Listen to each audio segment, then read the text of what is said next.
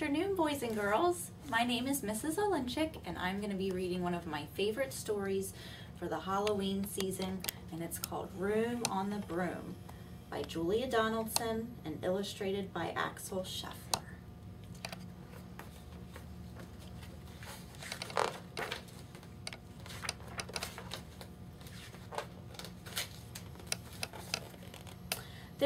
The witch had a cat and a hat that was black, and long ginger hair in a braid down her back.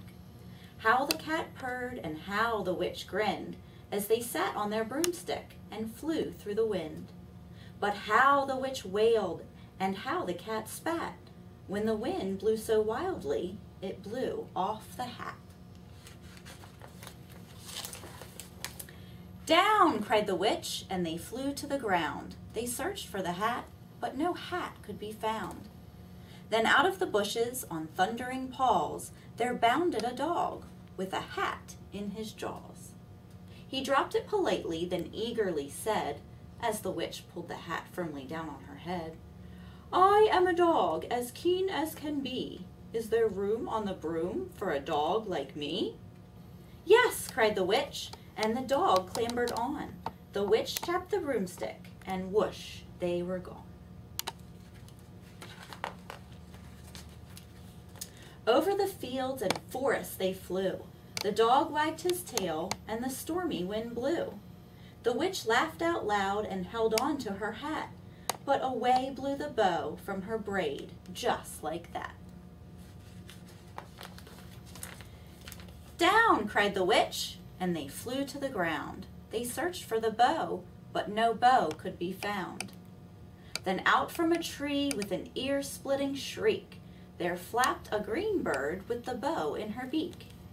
She dropped it politely and bent her head low, then said, as the witch tied her braid in the bow, "I am a bird as green as can be. Is there room on the broom for a bird like me?" "Yes," cried the witch. So the bird fluttered on. The witch tapped the broomstick, and whoosh, they were gone. Over the reeds and rivers they flew. The bird shrieked with glee, and the stormy wind blew. They shot through the sky to the back of beyond. The witch clutched her bow, but let go of her wand. "Down!" cried the witch, and they flew to the ground. They searched for the wand, but no wand could be found. Then all of a sudden, from out of a pond, leaped a dripping wet frog with a dripping wet wand. He dropped it politely, then said with a croak, as the witch dried the wand on a fold of her cloak, "I am a frog as clean as can be. Is there room on the broom for a frog like me?" "Yes," said the witch, so the frog bounded on. The witch tapped the broomstick, and whoosh, they were gone. Over the moors and the mountains they flew. The frog jumped for joy, and the broom snapped in two. Down fell the cat and the dog and the frog. Down they went tumbling into a bog. The witch's half broomstick flew into a cloud, and the witch heard a roar that was scary and loud. "I am a dragon, as mean as can be, and which with French fries tastes delicious to me." "No!" cried the witch, flying higher and higher. The dragon flew after her, breathing out fire. "Help!" cried the witch, flying down to the ground. She looked all around, but no help could be found. The dragon drew near with a glint in his eyes and said, "Just this once, I'll have witch without fries." But just as he planned to begin on his feast, from out of a ditch rose a horrible beast. It was tall, dark, and sticky, and feathered and furred. It had 4 frightful heads. It had wings like a bird. And its terrible voice, when it started to speak, was a yowl and a growl and a croak and a shriek. It dripped and it squelched as it strode from the ditch, and it said to the dragon, "Buzz off, that's my witch." The dragon drew back, and he started to shake. "Oh, I'm sorry," he spluttered. "I made a mistake. It's nice to have met you, but now I must fly." And he spread out his wings and was off through the sky.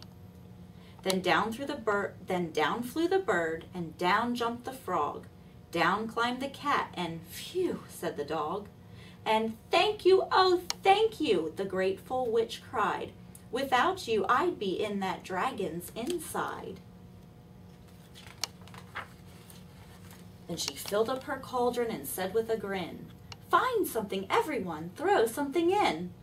So the frog found a lily, the cat found a cone, the bird found a twig, and the dog found a bone. They threw them all in, and the witch stirred them well, and while she was stirring, she muttered a spell. Ickety, ziggity, zaggity, zoom. Then out rose a truly magnificent broom, with seats for the witch and the cat and the dog, a nest for the bird, and a pool for the frog. "Yes!" cried the witch, and they all clambered on. The witch tapped the broomstick, and whoosh, they were gone. So parents, this is a really great story for you to read to your children or child and to talk about the sequence of events or how the characters came into the story. For example, first the cat came into the story, then the dog, and then the bird, and so on. Or you could even sequence what the witch lost. First she lost her hat, and then she lost her wand, etc. So hope you enjoyed the story.